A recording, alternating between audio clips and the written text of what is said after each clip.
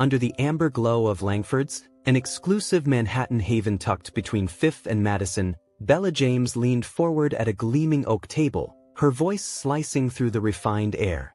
"I don't care who it is, I'll marry the next person who walks through that door," she announced on February 7, 2024, her words a daring spark tossed into the night. Across from her, Caroline's fork halted, a lone tortellini swaying like a pendulum of doubt. "You can't mean that," Caroline gasped, her laughter tinged with unease. Bella's gaze, unyielding as forged iron, held fast, the kind of stare that tamed corporate giants. This wasn't about boardrooms or power plays. It was a woman, raw and restless, done with polished dating apps, suitors wielding resumes like sonnets, and a world that saw her as a trophy, not a soul. Outside, rain battered Manhattan streets, a deluge swallowing the city, but inside, Bella burned with unseen fire, her heart a shadowed fuse waiting to ignite. Her outburst wasn't rehearsed, it came from a raw place, building since her husband's funeral 3 years ago on February 14, 2021, since the last man asked if her net worth was publicly listed. Just as Caroline opened her mouth to say something clever, the door swung open. A gust of wind rushed in, and so did he. The room stilled. The man who entered wore a soaked delivery jacket, clutching a dripping white paper bag. He was tall, black, with a neatly trimmed beard and cautious, alert eyes. His presence clashed with Langford's opulence, and that made Bella sit up straighter. "Would you have dinner with me?" she asked, her voice cutting through the silence as if they were alone. He stopped, visibly startled. "Ma'am, just dinner," she repeated. "Please." Murmurs rippled through the diners. The waitress froze. Caroline's mouth dropped open. The man's expression shifted, confusion, then disbelief, then something sharper. "Her? You think this is funny?" he said, his tone low and controlled. "You think it's charming to pull someone like me into your games?" Bella opened her mouth, but he continued. "You people always think it's a joke until someone bleeds." He turned and walked back into the rain. His words struck harder than the silence that followed. Bella sat frozen, not by shame, but by clarity. This wasn't a stunt. It was a reckoning, and she wasn't done, not by a long shot. The morning after, on February 8, 2024, Manhattan shimmered with a false sense of clarity, sunlight piercing the wet concrete as if the night before never happened. But Bella James remembered. The chill when he walked into Langford's, the weight of his stare, the sting of his words. She remembered her own voice, confident until he turned away. No amount of Merlot or late-night denial could erase the look in his eyes. Insult, betrayal, something deeper. Bella wasn't used to being misunderstood. She was feared, admired, calculated against, but never dismissed, not by someone who didn't know her name or net worth. She told herself she didn't care. She had board meetings and shareholders to answer to. Yet, as the elevator in her Midtown office glided to the 28th floor, her reflection in the mirrored wall looked unfamiliar, not because of her perfect bun, diamond studs, or camel-colored wool coat that cost more than most people's rent, but because her eyes were stuck on last night. The elevator doors opened with a soft chime, and Bella stepped into the sleek glass and steel world she'd built. Her assistant, John, greeted her with a tablet full of notifications. "Morning, Bella. The board call is at 10 o'clock, and there's a potential breach in the security module from last night's beta. Did we order lunch already?" Bella interrupted. "No. Order from that little Indian place on Lexington, the one that always sends the wrong naan but still gets 5 stars." John blinked. "Okay, same delivery service?" "Uber Eats," she replied without hesitation, knowing it sounded ridiculous. She told herself it was a coincidence, that she wasn't hoping. But when the food arrived 45 minutes later and John buzzed her office, her pulse quickened. "There's a delivery guy here," he said, amused. "Looks like he ran through traffic to get here. Wants someone to sign." Bella stepped out just as Eddie Francis turned from the front desk. They both stopped mid-step. His jacket was dry this time, his beard still neatly trimmed, the food bag clutched tight like a barrier. "Hi," Bella said, her voice cautious. "You're here." "I work," Eddie said flatly. "People eat. It's not a miracle." John raised an eyebrow but stepped away. Bella approached carefully, like nearing a wounded animal. "I want to apologize," she said, "for what happened at Langford's. I wasn't mocking you." Eddie's arms tightened around the bag. "No? A rich woman in a silk dress asks a delivery guy to sit down and eat in a five-star restaurant. Sure, that's not strange at all." "It was impulsive, yes, but not insincere," Bella said. "I didn't know you were coming. It wasn't a setup. I made a promise to make a point." He cut in, "To your friend or yourself or whatever audience you had in mind." "No," she said, firmer. "I said it because I was tired. Tired of people who look at me and see dollar signs. You were the first person who looked annoyed, not impressed." That made him blink. He looked down at the food, then back at her. "I was annoyed. I thought you were laughing at me." "I wasn't," Bella said. "I'm sorry for how it came off. I don't expect you to believe me. I just didn't want that to be the last word between us." A pause stretched between them, the office buzzing with quiet footsteps and distant typing. Bella stood still, letting the awkwardness thicken, refusing to fill it with empty words. Finally, Eddie nodded, not acceptance, but acknowledgement. "Well, you got your food." He handed her the bag, their fingers brushing. She took a breath. "Would you have coffee with me?" His eyes narrowed. "Now?" "No," she said. "I'm not impulsive all the time. But maybe sometime soon, at a place with no linen napkins or wine lists. My treat." "You trying to flip the story?" he asked. "Make the news say Noble So befriends working man?" She shook her head. "I don't need a story. I just want to know what kind of man walks away from a free dinner with a woman who could buy the restaurant." He cracked a small, reluctant smile. "The kind who's seen how those dinners usually end. And maybe I do coffee. Someplace neutral. No cameras, no tests." "Deal," Bella said, relieved but not showing it. He turned to leave, paused, then looked back. "Next time, don't start with marriage proposals. Makes people think you've lost your mind." Bella almost laughed. "Fair point." Eddie disappeared down the elevator hallway.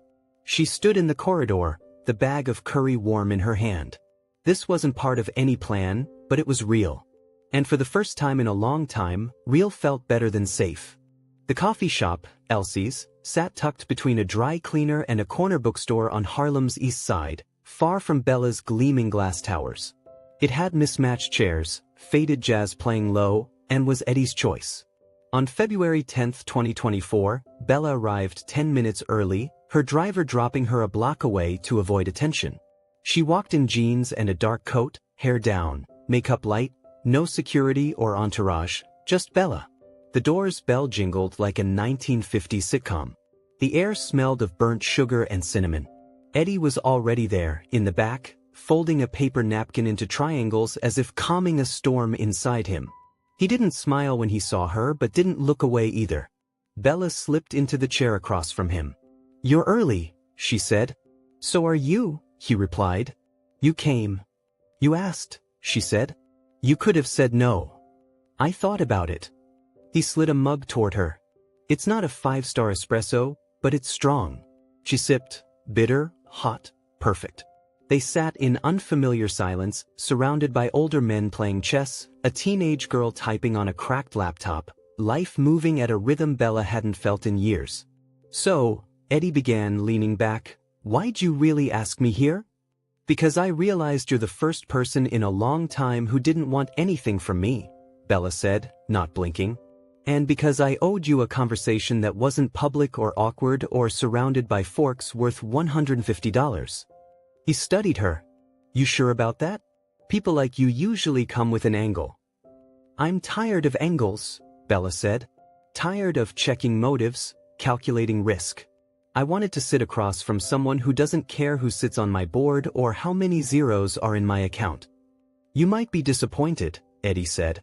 "I do care about zeros, but usually the ones missing from my paycheck." That earned a real smile from her, softening her jaw, making her look less invincible. "Tell me about you," she said. "Not just where you deliver. I want to know who you are when you clock out." Eddie hesitated, testing the ice before stepping onto a frozen lake. I used to study mechanical engineering, Rutgers. Left 2 years in when my little brother got sick. Lupus. I worked night shifts, then started driving full-time. Tips pay faster than sympathy. You take care of him? I try. He's better now, working part-time at the library. Wants to go back to school. And you?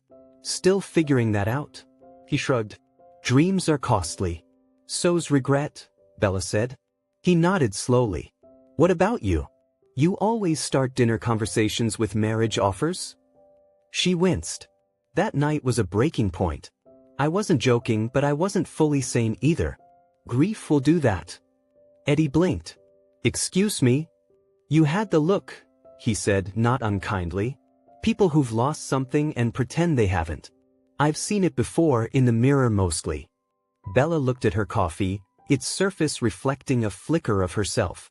My husband died 3 years ago, February 14, 2021. Heart attack.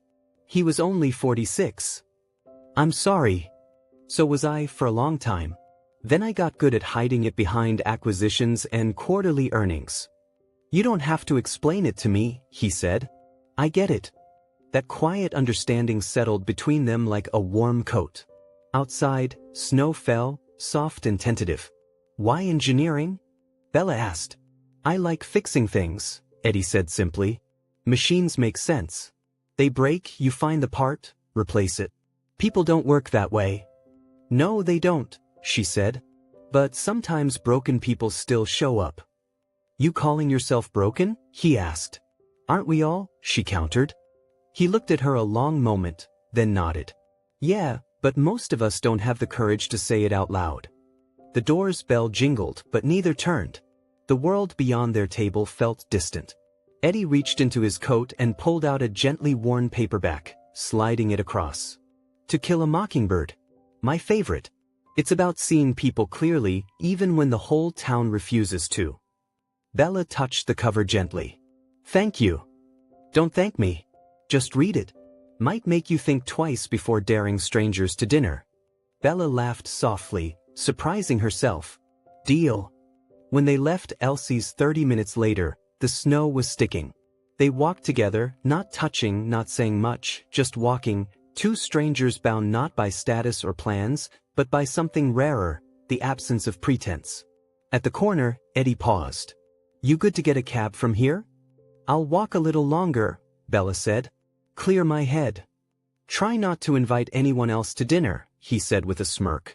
I'll do my best, she smiled back. Without drama or promises, they parted. Bella stood, watching his silhouette fade into the snowy street. She didn't know what came next, but for the first time in years, not knowing didn't scare her. 3 days later, on February 11, 2024, Bella heard from Eddie again, not a call or text, but a small package wrapped in brown craft paper with no return address, waiting on her office desk at 7:45 a.m. John hadn't seen who delivered it. Was just sitting there when I came in, he said with a shrug. Might be fan mail or a bomb. Bella gave him a tired look, closed her office door, and tore open the package.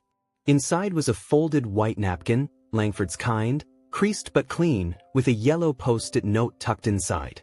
In neat, all-capital letters it read, "Still thinking about that coffee."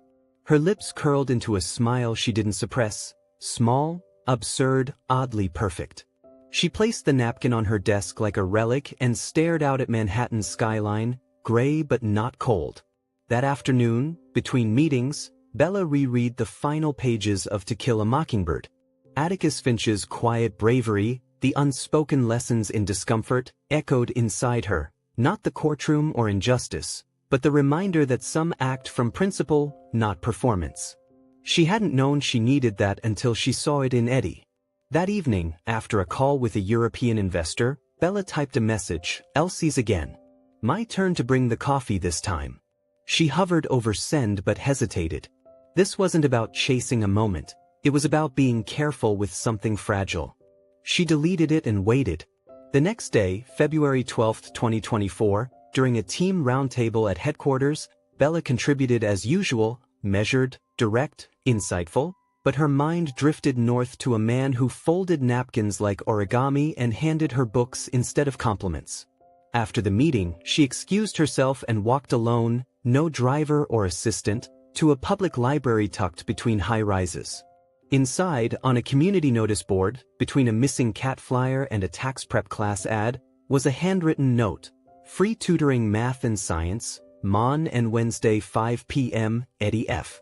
She stared longer than she meant to, then waited. At 5:05, Eddie walked in, no delivery bag, just a navy hoodie and jeans. He didn't notice her. He handed out worksheets, pencils, and sat with a few kids, 2 middle schoolers, a high school girl. His voice was low, focused, patient. He smiled often, encouraged without praising. When a 9-year-old boy cried over long division, Eddie didn't correct him. He told a story about thinking algebra was a made-up language invented by bored adults, then taught the concept using pizza slices. The boy stopped crying. Bella watched like she was at the theater, front row, without the right to applaud. She left quietly, unnoticed, her heart heavier but steadier. That night, she drafted an email, deleted it, then wrote again. "You're good with people, especially the ones who've stopped expecting anyone to care." She didn't send it. Not yet. 2 days later, on February 14, 2024, Bella stepped into Elsie's with 2 coffees, unsure if Eddie would show. At 4:50, the bell rang, and he walked in, snow melting on his shoulders, scarf askew. He paused when he saw her. "You read the book?" she asked. "Twice," he said. "You folded the napkin once?" He smiled. "What are we doing?" he asked, not accusing, just curious. "This," she said, gesturing at the coffees. "Just this." They sat in the same corner, no napkins, no declarations, just 2 people learning to be real again, one quiet cup at a time.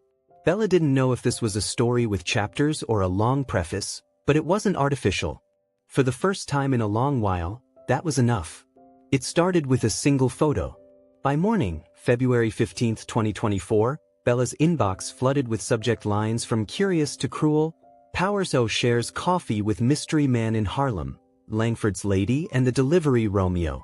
A blurry shot showed her and Eddie leaving Elsie's, not touching, not smiling, just in step. Someone had followed them, maybe a teenager with earbuds or a barista with a nose for gossip. Bella stood by her office's floor-to-ceiling windows, staring at a city that suddenly knew too much. Her phone buzzed with messages, old acquaintances pretending curiosity, board members with veiled concerns, anonymous cruelty reminding her how intimacy became scandal. She didn't answer. She didn't call Eddie, unsure if he'd seen it or if she wanted him to. By noon, her PR chief stood in her office, tablet in hand, voice tight. "We can either ignore it or lean into it, make it look intentional, frame it as community outreach. Humanize you." "He's not a prop," Bella snapped, spinning from the window. "He's a man with a name and a life. I won't use him." "Then we do nothing?" the woman asked, voice rising. "Because doing nothing means tabloids camped outside Langford's for a month. Investor nerves, reputation risk." "Let me worry about the investors," Bella said. "Your job is to keep my private life private, or do I need to hire someone new?" The silence was thick with fear and resentment. Bella didn't flinch. After the door closed, she sank into her leather chair, watching a paper cup skitter across the sidewalk 28 floors below. That night, no messages came from Eddie, no knocks on her door, just a hollow silence that stung worse than headlines. On February 17, 2024, John poked his head in, holding a yellow envelope. "You might want to see this," he said, a touch of sympathy in his tone. Inside was a typed letter, no salutation, no signature. Funny how a coffee turns into a campaign. "You rich folks really don't waste time. I trusted you for a minute. That's on me." She knew the tone, the wound behind the words. Bella folded the letter carefully, her hands steady, her chest hollow. She thought of Eddie's voice, his quiet jokes, the way he folded napkins when nervous. She hadn't used him, she believed that, but it didn't matter what she believed, only what he felt. He felt betrayed.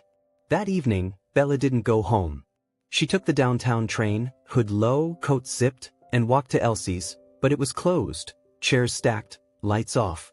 She knocked on the glass, but no one answered.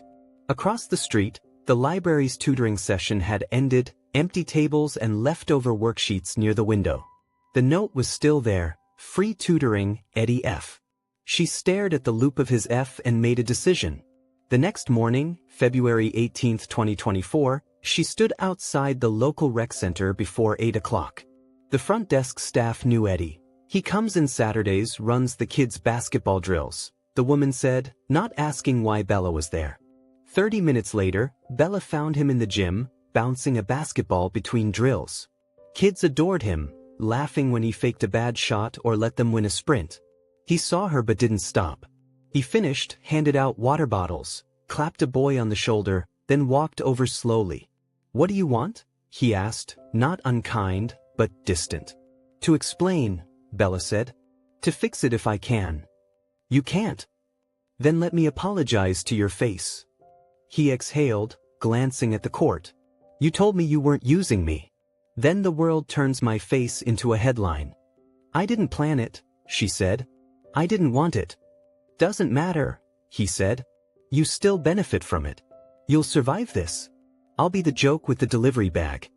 Bella reached into her coat and pulled out a small cloth package. "What's that?" he asked. "A napkin," she said.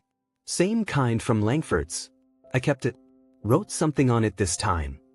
He took it cautiously, unfolded it. In her careful hand. "This wasn't a moment. It was a mirror. And I saw myself better next to you." Eddie didn't speak for a while, then folded the napkin and tucked it into his pocket. "Come back next week," he said. "Not as Liation's CEO. Just bring your sneakers." "Sneakers?" "Kids need someone to miss free throws with." She smiled, tears pricking her eyes, but she didn't let them fall. "I'm terrible at basketball." "Good," he said, walking back. "You'll fit right in." The following Saturday, February 25, 2024, Bella stood in front of her mirror, lacing up white sneakers untouched for years. Her assistant called twice, once about an investor pitch in Singapore, once about a gala invite. She ignored both. Today, she wasn't CEO Bella James, just Bella. The walk to the rec center felt long, not from distance, but from doubts, about her joggers, about whether Eddie truly wanted her there. But when she pushed open the gym doors, hearing sneakers squeak and laughter like music, doubts receded. The room was alive, kids chasing rebounds, cheering each other. Eddie, whistle around his neck, spun a basketball on his finger, kids watching in awe. He spotted her, gave a simple nod, "You're here." She walked across, heart pounding. "You made it," he said, tossing her a ball. She caught it barely. "I said I would. And you brought the wrong shoes for the floor, but hey, effort counts."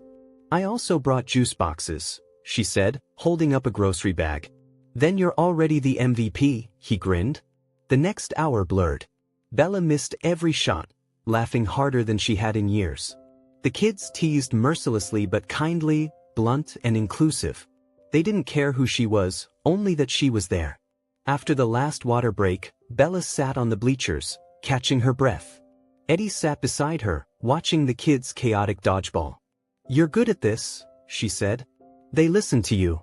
"Sometimes," he said. "Mostly, they just need someone showing up." "That's not easy," she said. "Showing up. Neither is being real in a world that rewards the opposite." He looked at her. "You weren't real at first. That night at Langford's, you were playing a part.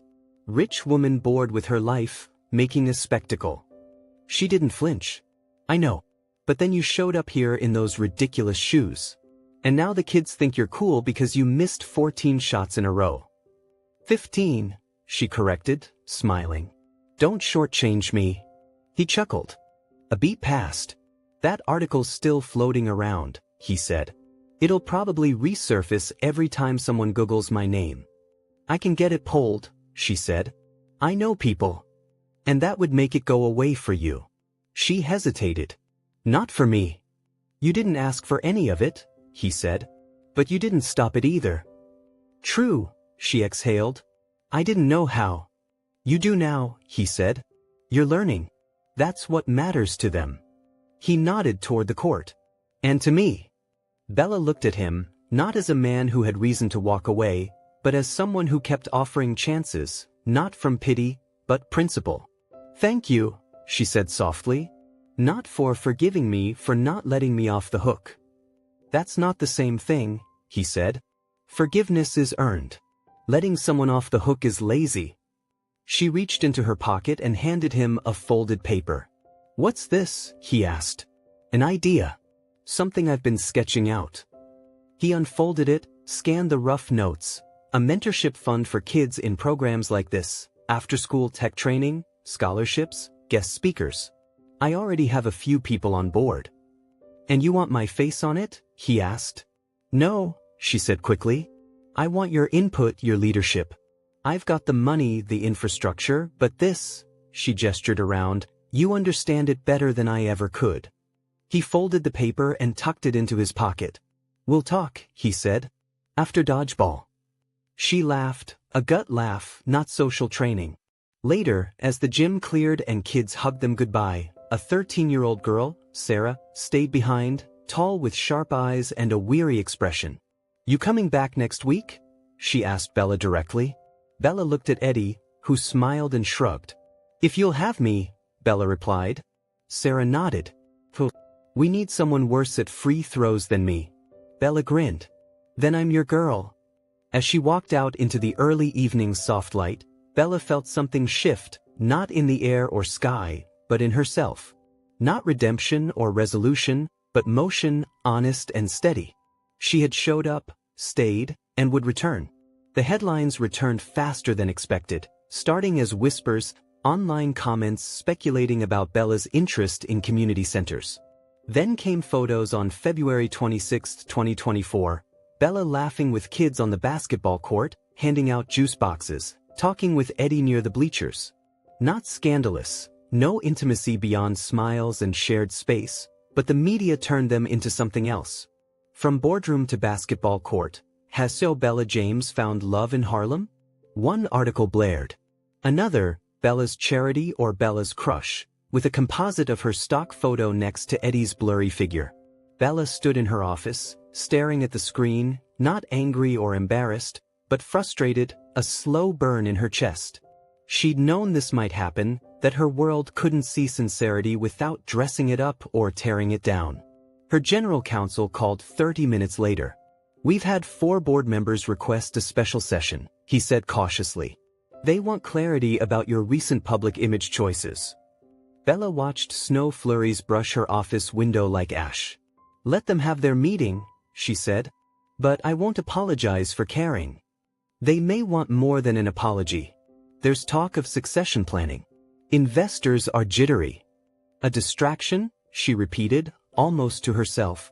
I see. That night, she didn't go home or text Eddie.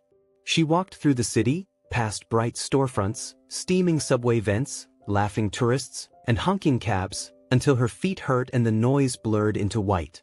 She stopped at Elsie's, its lights dimmed for closing. The barista recognized her, nodded, and pretended not to notice her tension. Bella ordered tea and sat in their back booth, the sacred space where she and Eddie first spoke without pretense. She stayed until the last chair was stacked, the floor mopped, and she had no excuse to linger. On the walk home, she passed a newsstand where her face stared from a magazine cover. She turned it over. The next morning, February 27, 2024, at the rec center, Eddie wasn't there. Ethan, a tall 11-year-old, shrugged when asked. Said he had stuff to take care of. He'll be back next week. The disappointment hit hard, not because Bella needed him, but because she hadn't realized how much calmer she felt with him there. She ran the drills anyway, missed every shot, got out-dodged in dodgeball, stayed, handed out water, laughed at the kids' roasts of her terrible form, and listened when a girl whispered about trouble at home, helping her find the right number to call. When she left, sore and dusty, she found a note under her windshield wiper in Eddie's block letters. Heard you made it through without me. Proud of you. We need to talk. Coffee Tuesday. Bella folded it carefully, tucking it into her coat like a lifeline. On Tuesday, February 29, 2024, they met at Elsie's just after 4 o'clock. Eddie was there, in the corner booth with 2 mugs, his face patient. Bella slid in, her coat damp from sleet. I saw the articles, he said without preamble. Me too. You okay? She looked at him, really looked. No, but I'm not running. He nodded. They're not going to stop. I know. And my board wants my head, or at least my silence. Eddie leaned back, folding his arms. So what now? She exhaled. I keep showing up. I keep doing the thing that matters, even if it costs me. And us. The word hung like a challenge. There's no us if I run when it's inconvenient, she said. If I stay only when it's quiet. I meant what I said on that napkin. He looked at her a long moment, then nodded. Then I'm still here too. They didn't hold hands or make promises. They drank their coffee, letting the world rage outside, knowing what they were building couldn't be printed or posted. It had to be lived, quietly, fiercely, without apology.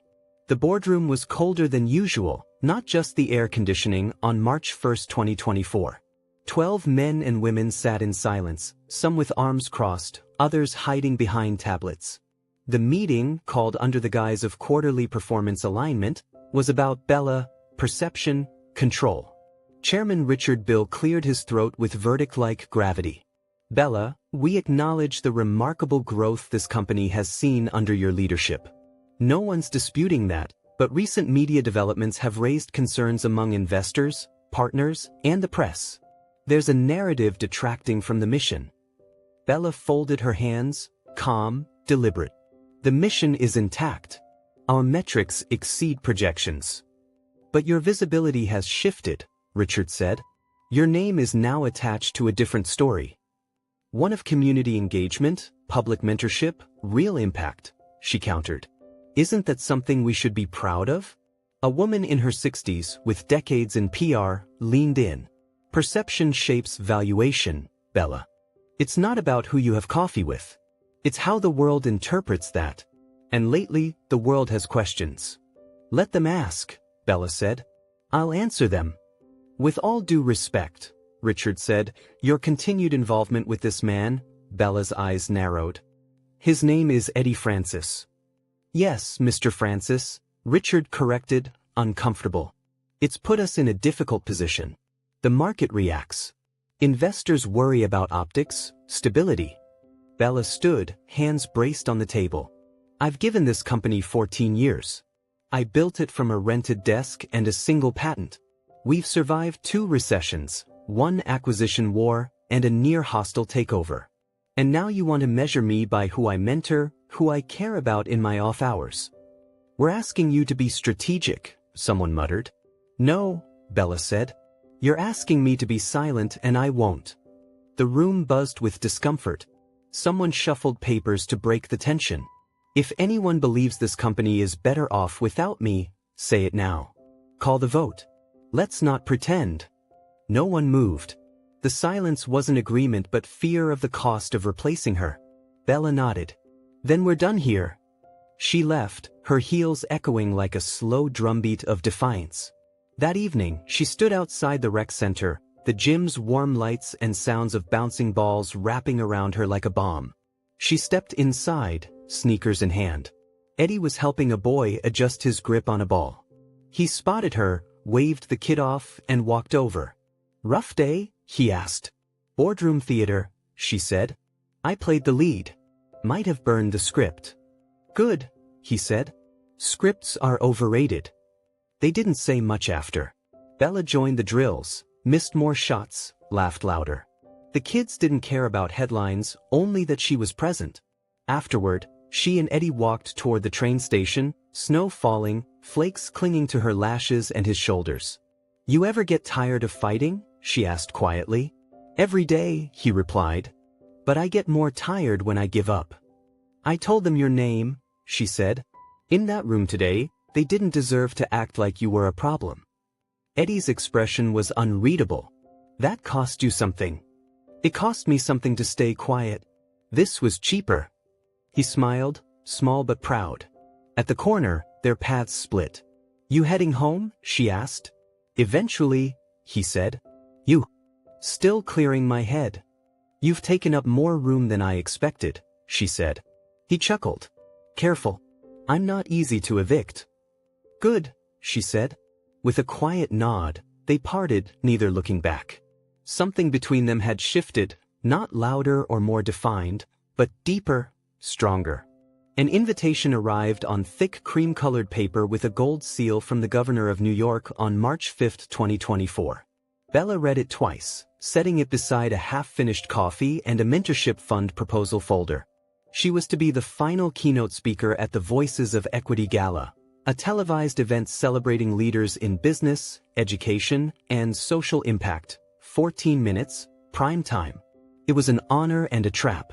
They wanted a polished, safe version of her story to draw an audience without discomfort. Bella closed her eyes, the city's hum filling the room. She considered declining, letting headlines fade, calming investors. But she thought of Eddie, the kids, Sarah who asked, "You coming back next week?" She thought of the boardroom silence, her younger self in a borrowed suit pitching a dream no one believed in. She dialed a number unused in years. "Mary, it's Bella. I need a dress. Something simple. Something that says I'm not apologizing for who I am." The gala was at the Metropolitan Ballroom, a glass atrium lit by 1,000 gold pinpricks, on March 10, 2024. Bella arrived alone, no entourage or press handler, in a tailored, unembellished navy dress, wearing only a silver ring Eddie said reminded him of a full moon. On the carpet, cameras flashed, questions flew. "Miss James, is it true you're dating a community worker? Do you plan to expand your mentorship program? Is this a brand pivot?" She walked through them like water. Inside, the ballroom hummed with polished people saying polished things. Bella greeted colleagues, accepted sparkling water, and waited. When her name was called, she walked to the podium without notes. The room dimmed, cameras turned, silence thickened. She looked over tailored suits and practiced smiles. "When I was 24, she began, "I sat in a basement apartment with a broken heater and wrote the first draft of a software protocol that now powers communication for over 70% of the US defense grid. No one thought I could do it. I didn't look the part. I didn't talk the part, but I did it anyway." She paused, scanning the audience. "Now, nearly 19 years later, people are still surprised when I don't behave the way they expect." A few polite laughs, mostly silence. "Recently, I was photographed at a local rec center mentoring kids who look nothing like the ones on my board of directors. I was seen drinking coffee with a man who doesn't own a car, doesn't wear a suit, and who once delivered lunch to my office without knowing who I was." And people asked, "What is she doing?" She stepped back from the microphone, letting the pause stretch. "I'll tell you what I'm doing. I'm learning. I'm unlearning. I'm choosing to invest not just in code and products and quarterly projections, but in people, real people. People who show up, who speak truth, who don't measure worth by titles or headlines." The silence deepened. She didn't flinch. "This isn't a pivot. This isn't strategy. This is who I am becoming, and it's who I will continue to be, no matter what it costs." She stepped away to stunned, honest applause, not thunderous but real. She didn't stay for champagne or photos, walking out the side entrance, heels clicking on marble, coat over one arm. Eddie waited by the curb, leaning against a street lamp, hands in pockets. They didn't speak much on the ride back, the city blurring in neon and shadow. In the silence, Bella felt certainty settle, not peace, but a quiet knowing she'd chosen the harder path and would keep walking. Eddie squeezed her hand gently, no words, just presence. 3 days later, on March 13, 2024, her office phone rang before 7 a.m. John's voice was tense. "We've had a breach. Press got access to a private server. Internal memos, mentorship fund documents, meeting transcripts, your security badge logs." Bella exhaled steadily. "How bad?" "The story broke 10 minutes ago. They're spinning it like you've been funneling company resources to your personal project, framing it as misuse of shareholder trust." "Who leaked it?" "Not sure yet. We're combing through access logs, but the file trail was scrubbed." Bella looked out at the city, still in a muted haze. "Get me the board on a call in 1 hour. All of them. No excuses." By 8 o'clock, Bella stood in the executive conference room, 12 faces on screens, none smiling. Richard Bill spoke first. Bella, we've reviewed the situation. We believe this breach represents more than a security failure. It's a breach of trust. Forget the optics, Bella cut in. This is an attack. Someone inside this building tried to dismantle what we've built, and you're blaming me for the exposure. You diverted attention from primary responsibilities, another said, publicly, repeatedly. And now we're under federal scrutiny. Then let them look, Bella said. Everything I've done is documented. Every dollar tracked, every meeting filed. We didn't hide anything. But you crossed a line, Richard said quietly. You made this company personal. It was always personal, she replied. You just never saw it because I played your game. I wore the suits, smiled at the right moments. But I never stopped being the girl who built this company from her living room. The call ended in silence. No votes, no decisions, just a cold pause foreshadowing bloodletting. Bella sat alone afterward, coffee cold, shoulders tight, knowing the next move would come through paperwork, not conversation. Later, she met Eddie at the library, where he was reviewing tutoring materials with 2 students. He saw her face and knew. They're coming for you. They already have, she said. Now they're just drawing the lines on the paperwork. He nodded, setting papers aside. What do you want to do? Fight, she said.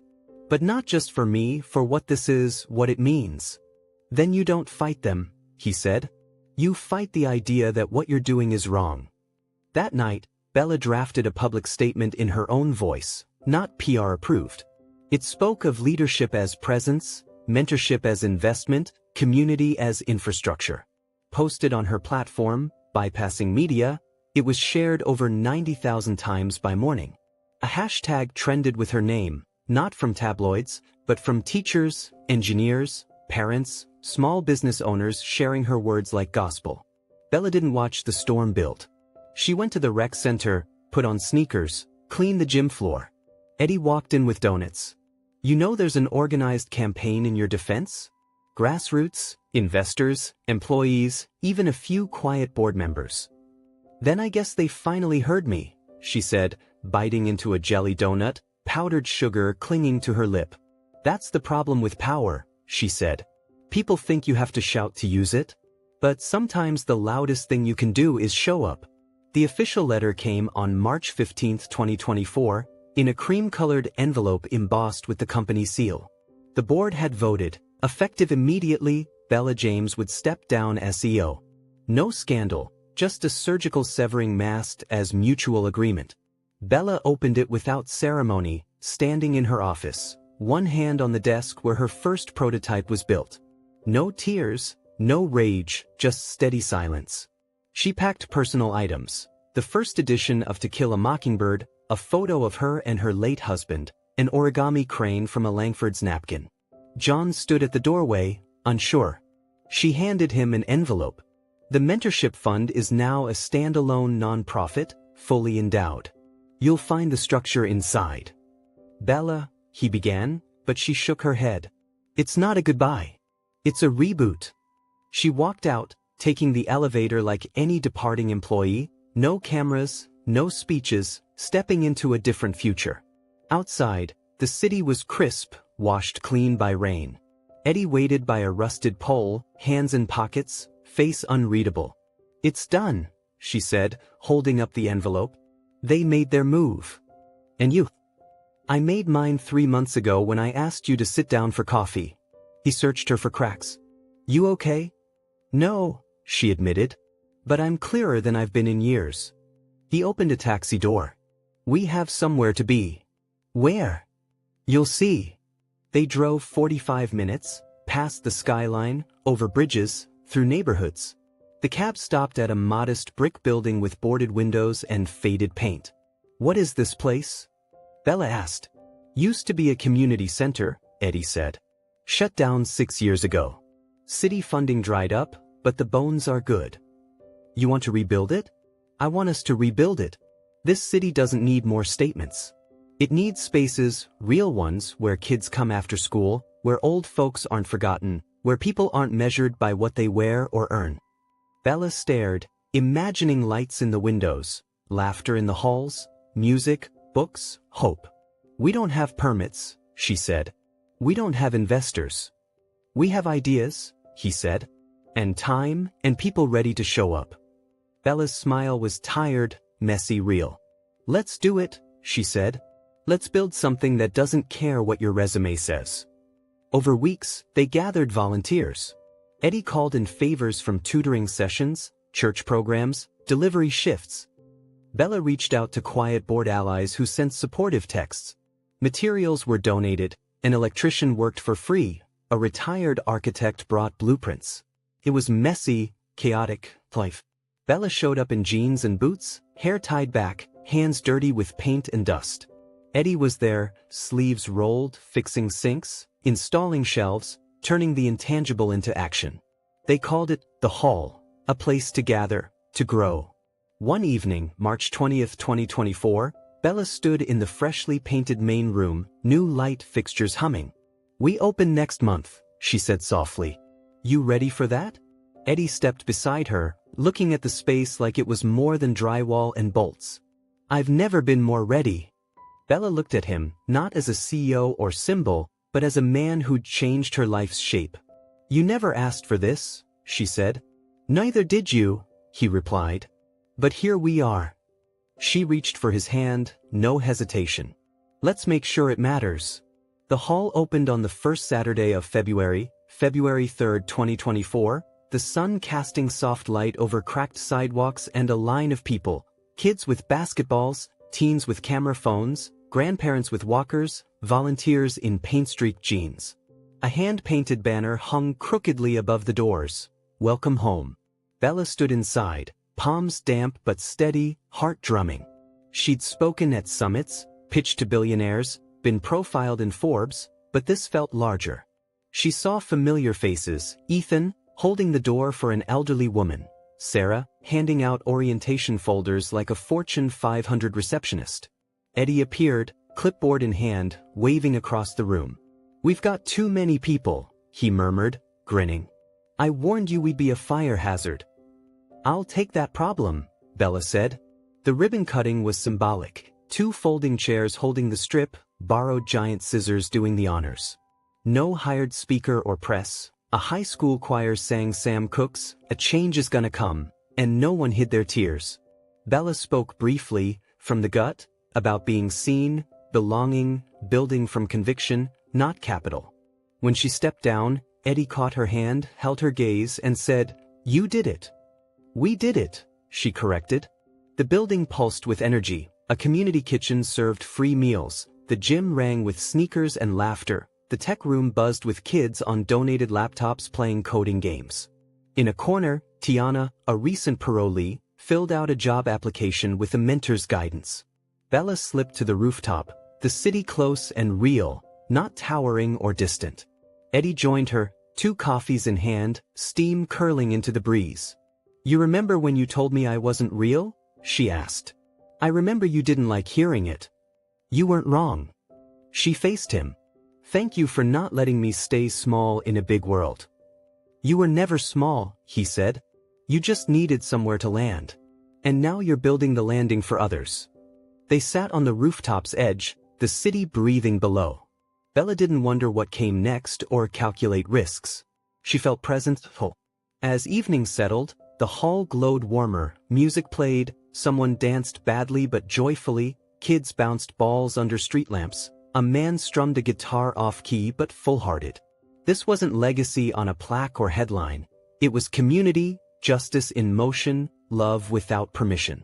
Bella pulled the folded napkin from her pocket, placed it on the ledge, and let the breeze take it. Not a goodbye, but a release. I never got to finish that dinner, she said, smiling. I think you just did, Eddie replied. Below, the hall stayed bright, full, beautifully loud. Above, 2 people sat shoulder to shoulder, not waiting for permission to belong, but knowing they already did. The story of Bella and Eddie teaches us that true strength doesn't come from titles or wealth, but from the courage to listen, to grow, and to connect across divides. Sometimes justice doesn't arrive with fanfare. It begins with a quiet act of kindness, a shared conversation, and the willingness to show up again and again for what truly matters.